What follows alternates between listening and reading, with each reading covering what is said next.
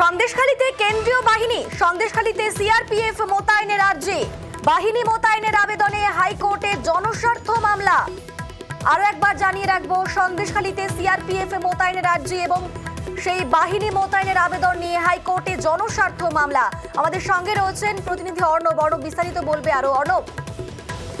দেখো, আইনজীবী একজন সংযুক্ত সামন্ত তিনি কলকাতা হাইকোর্টে বিচারপতি জয় মাল্য বাগচি ডিভিশন বেঞ্চের দৃষ্টি আকর্ষণ করে জানান, সন্দেশখালী যে পরিস্থিতি চলছে এবং সেখানে 144 ধারা সমস্ত ব্লককে জারি করে পরিস্থিতি নিয়ন্ত্রণ করতে হচ্ছে। শুধু তাই নয়, হাইকোর্টের নির্দেশে 144 ধারা বাতিল হলো, 19 জায়গায় এখনো 144 ধারা সেখানে মোতায়েন রয়েছে। অর্থাৎ পুলিশ প্রশাসন তারা পারছে না সেখানকার পরিস্থিতি স্বাভাবিক করতে। এই অবস্থায় কেন্দ্রীয় বাহিনী মোতায়েন করে সন্দেশখালীর পরিস্থিতিকে স্বাভাবিক ছন্দে ফিরিয়ে আনার ব্যবস্থা করুক কলকাতা হাইকোর্ট। এই মর্মে জনস্বার্থ মামলা করার জন্য অনুমতি চাওয়া হয়। মামলা করার অনুমতি দেওয়া হয়েছে। সোমবার দিন জনস্বার্থ মামলা শুনানির সম্ভাবনা রয়েছে। অর্ণব, তুমি সঙ্গে থাকো আমাদের।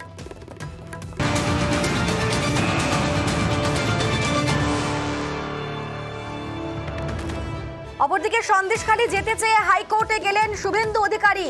19 ফেব্রুয়ারি সন্দেশখালী যেতে চেয়ে আবেদন করেছেন তিনি, কারণ গতকালকে শুভেন্দুকে সন্দেশখালীর পথে আটকায় পুলিশ এবং যেটা অভিযোগ উঠছে যে 144 ধারা না থাকা সত্ত্বেও আটকানো হয়েছে। তবে এবার হাইকোর্টে শুভেন্দু অধিকারী। আমাদের সঙ্গে রয়েছেন প্রতিনিধি অর্ণব। এই বিষয়ে কি খবর পাচ্ছি? দুবার সন্দেশখালী যাওয়ার চেষ্টা করে শুভেন্দু অধিকারী, বিরোধী দলনেতা, কিন্তু তিনি বাধা পান। প্রথমবার 144 ধারা একটা জারি দেখিয়ে কলকাতার মধ্যে আটকে দেওয়া হয় এবং দ্বিতীয়বার থেকে রামপুরে গতকাল আটকে দেওয়া হয়।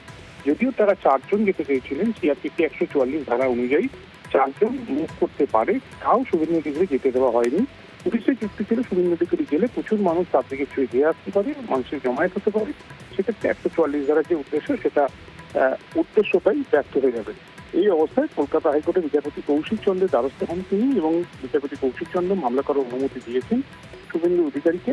এবং এই মামলার প্রেক্ষিতে 19 ফেব্রুয়ারি শুভেন্দু অধিকারী সন্দেশখালী যেতে চান, সেই মর্মেও আবেদন করা হয়েছে কলকাতা হাইকোর্টের কাছে। সোমবার দিন শুভেন্দু অধিকারীর আবেদনের শুনানি তিনি ঢুকতে পারবেন কি পারবেন না, এবং পুলিশ গতকাল থেকে আজকে ভুল না ঠিক করেছিল সেটাও হয়তো ডিসাইড হবে সোমবার দিন কলকাতা হাইকোর্টে বিচারপতি কৌশিক চন্দ্রের শুনানির পর। বেশ, ধন্যবাদ অর্ণব।